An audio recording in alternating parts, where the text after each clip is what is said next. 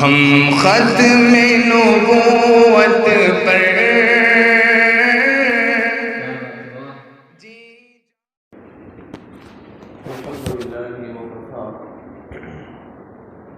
سلام على عباده الذين اصطفى أما بعد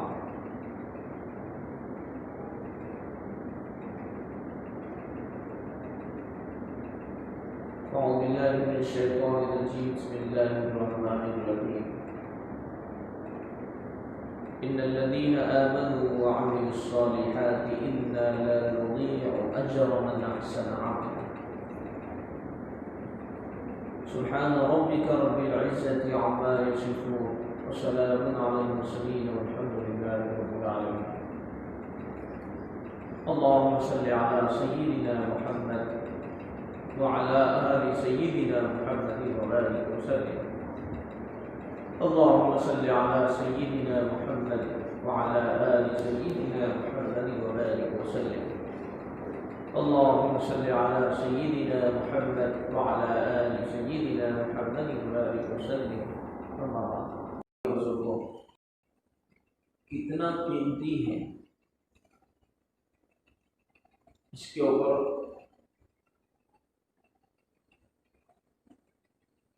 گزشتہ ہفتے بات ہوئی تھی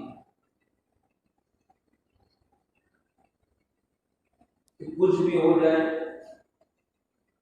ہم خود بھی یہ طے کریں اور یہ سمجھیں اور اپنے گھر کی اولادوں کو، اپنے گھر کے بچوں کو، اپنے گھر کی ماؤں اور بہنوں کو،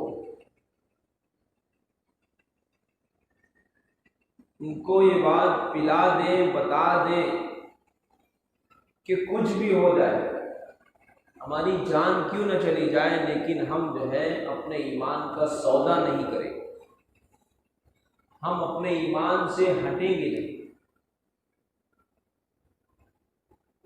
صحابہ کرام رضوان اللہ علیہم اجمعین یہ امت کے لیے ایک نمونے والی جماعت، ایسے ایسے حالات آئے ان پر، ایسی ایسی پریشانیاں آئی ان پر، بڑے بڑے لالچ ان کو دیے گئے، بڑی بڑی پیشکش ان کو کی گئی، اور بڑی جائیداد یہاں تک کہ سلطنت تک دینے کا وعدہ کیا گیا، لیکن صحابہ کرام رضوان اللہ علیہ اجمعین اپنے ایمان سے تھوڑی دیر کے لیے ہٹنا تو دور کی بات ہے، 1 انچ اور 1 پلک جھپکنے کے برابر بھی جو ہے انہوں نے ہٹنا گوارا نہیں۔ بلال حبشی رضی اللہ عنہ، ان کی اور مکہ والوں کی کوئی دشمنی تھوڑی تھی، ان کے باپ دادا کا جھگڑا نہیں تھا آپس میں، کوئی حکومت مال و دولت کا یہ جھگڑا نہیں تھا، یہ جھگڑا اسی ایمان کا تھا، اسی ایمان کا۔ اور ایسا نہیں تھا کہ مکہ والے جو ہے اللہ کو نہیں مانتے، وہ بھی اللہ کو مانتے، لیکن اللہ کے ساتھ ساتھ وہ دوسرے بتوں کو بھی مانتے۔ حضرت بلال حبشی رضی اللہ تعالیٰ عنہ نے جب ایمان قبول کیا ہے، اور ایمان کیا ہے؟ لا الہ الا اللہ، کہ صرف و صرف کرنے والی ذات، معبود حقیقی اور سجدے کے لائق اور اپنی ضرورتوں کے مانگنے لائق، اپنی ضرورتوں کو پیش کرنے لائق اگر کوئی ذات ہے، کوئی شخصیت ہے، کوئی ہستی ہے، تو وہ ذات اللہ رب العزت، اللہ رب العزت۔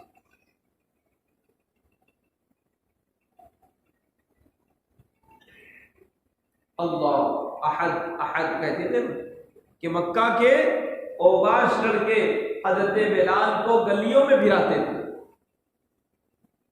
کبھی مکہ کی تپتی ہوئی ریتلی زمین پر لٹا کر کے ان کے سینے پر بھاری چٹان رکھ دی جاتی اور کہتے تھے یا تو اس سے باز آ جاؤ یا تو پھر اسی حالت میں تمہاری جان چلی جائے، لیکن اس کے باوجود وہ کیا کہتے ہیں؟ احد احد احد احد احد احد، یعنی اللہ ایک ہے، اللہ تو ایک ہی ہے، اللہ تو ایک ہی ہے، معبود حقیقی ایک ہی ہے، مسجود حقیقی ایک ہی ہے۔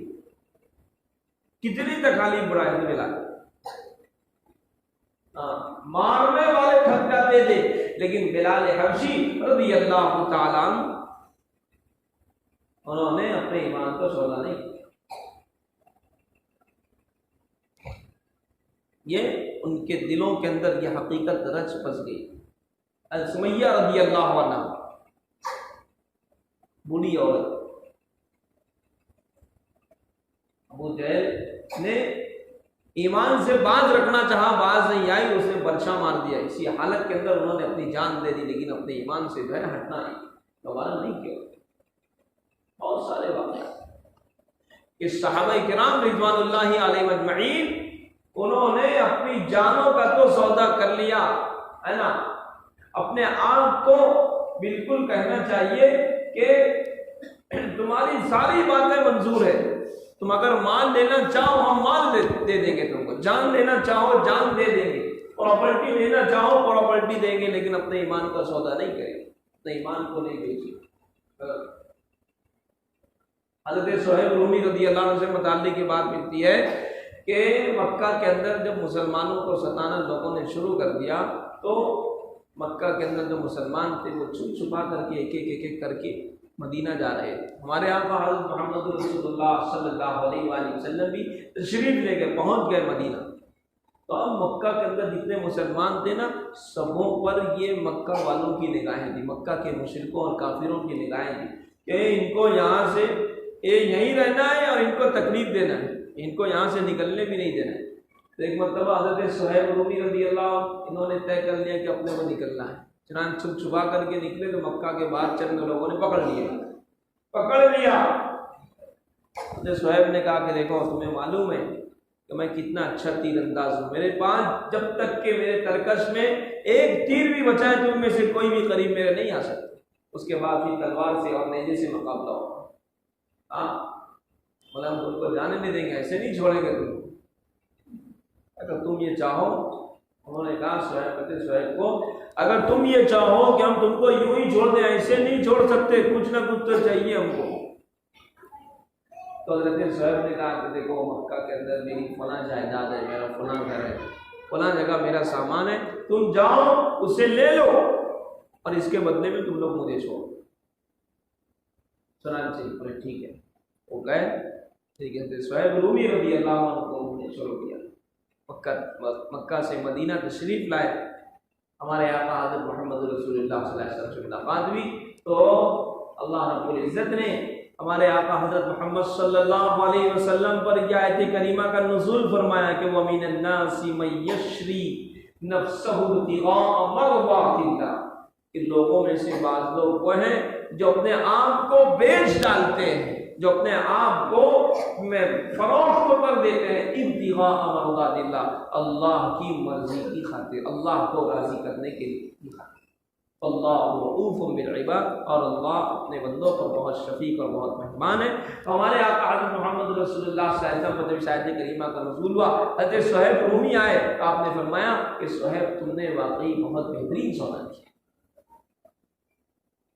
دوستو ایمان کو بچانے کے لیے انہوں نے کچھ بھی ہو جائے ہم اپنے ایمان کا سودا نہیں کریں، بہت قیمتی ایمان۔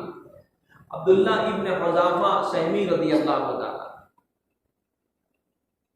ان سے متعلق واقعہ کتابوں کے اندر ملتا ہے اور بہت مشہور واقعہ، میں نے بھی کئی مرتبہ آپ کو سنایا ہے، اس موقع کی مناسبت سے پھر اس کا اعادہ کرتا ہوں۔ عبداللہ ابن حذافہ سہمی رضی اللہ عنہ ہمارے آقا حضرت محمد رسول اللہ صلی اللہ علیہ وآلہ وسلم کے ایک مشہور صحابی ہیں، بڑے جلیل القدر صحابی ہیں۔ ایک مرتبہ ایک عیسائی بادشاہ جو تھا، ہمارے آقا صلی اللہ علیہ وسلم کے وصال کے بعد عمر رضی اللہ عنہ کے زمانے خلافت کی بات ہے، ایک فوج گئی مسلمانوں کی عیسائیوں سے جنگ کرنے کے،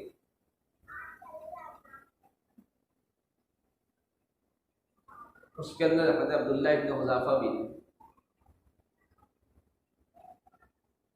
تو وہ عیسائی بادشاہ جو تھا اس کو مسلمانوں کے حالات کیا ہیں، وہ کیسے ہیں، کیا کھاتے ہیں، کیا پیتے ہیں، کیسے جنگ کرتے ہیں، ان کی صلاحیت کیا ہے، اس نے احوال طلب کی۔ تو اسے یہ بات بتائی گئی کہ مسلمان کچھ بھی ہو جائے وہ اپنے ایمان سے ہٹ نہیں سکتا، کچھ بھی ہو جائے، کتنے بھی حالات آ جائے وہ اپنے ایمان سے ہٹے ہی نہیں۔ تو اس نے حکم دیا کہ چند مسلمانوں کو گرفتار کر کے لاؤ۔ چنانچہ ایک جگہ مسلمانوں کا لشکر ٹھہرا ہوا تھا، اس کے کچھ فوجی گئے، کچھ مسلمانوں کو پکڑ کر کے لے گئے۔ حضرت عبداللہ ابن حذافہ بھی تھے، یہ ان میں تھوڑا سا سرکردہ تھے۔ تو اس نے کہا کہ دیکھو عبداللہ، تم کو ہر صورت میں اپنے ایمان سے ہٹنا ہے۔ بولے ہم ہرگز نہیں ہٹیں گے۔ بولے تم کو ہٹنا ہے۔ بولے تم نہیں ہٹے تو ہم تمہارے ہاتھ پاؤں کاٹ دیں گے۔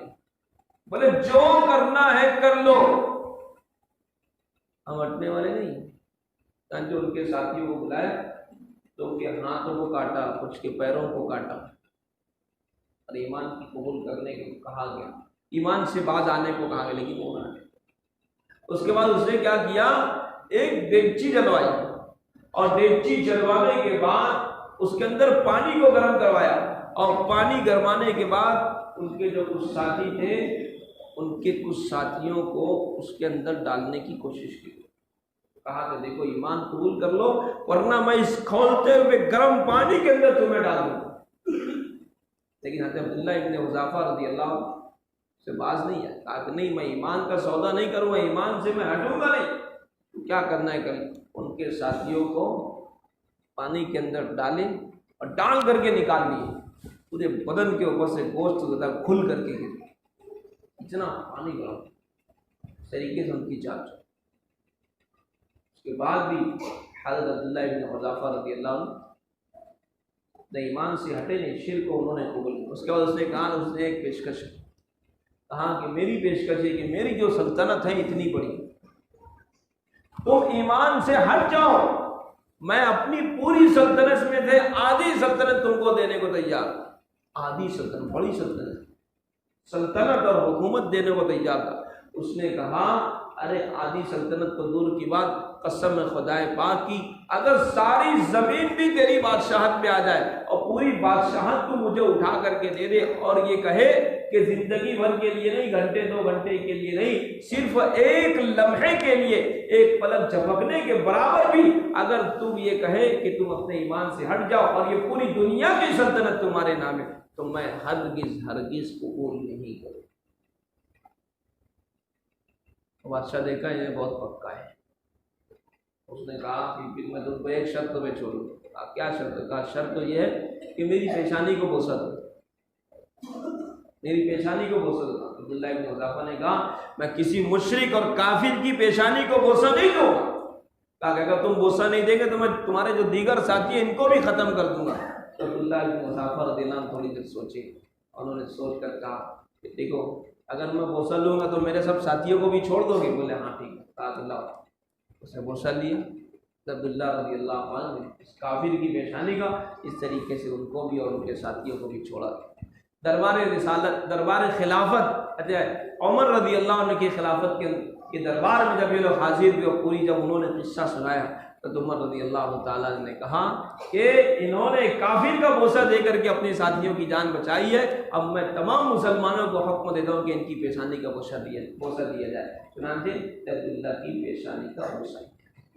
بہرحال خلاصہ کلام یہ ہے کہ کچھ بھی ہو جائے، کیسا بھی مرحلہ پیش آ جائے، کیسے بھی حالات پیش آ جائے، ہے نا، ہمیں ہر چیز برداشت ہے، ہم ہر چیز سہ سکتے ہیں، ہم بھوک برداشت کر لیں گے، ہم پیاس برداشت کر لیں گے، ہم جو ہے نا کہنا چاہیے بے لباس رہ لیں گے، ہم جو ہے تکلیف پہ تکلیف اٹھا لیں گے، ہمارے علاقوں میں سہولیات نہیں رہیں گی، ہمارے جو ہے محلوں میں سہولیات نہیں رہیں گی، وہ سب چل جائے گا، ہم سب برداشت کر لیں گے۔ لیکن اگر یہ کہا جائے اپنے ایمان سے باز آ جاؤ، ایمان کو خیربات کہہ دو، ایمان کو سلام کر دو، تو ہم کسی بھی قیمت پر برداشت نہیں کریں گے۔ یہ بات ہمیں خود بھی طے کرنا ہے، اپنے گھر کے لوگوں کو بھی بتانا ہے، اپنی ماں اور بہنوں کو بھی بتانا ہے۔ اللہ رب العزت ہم سب کو ایمان پر استقامت نصیب فرمائے۔ آمین۔ وآخر دعوانا الحمدللہ رب العالمین۔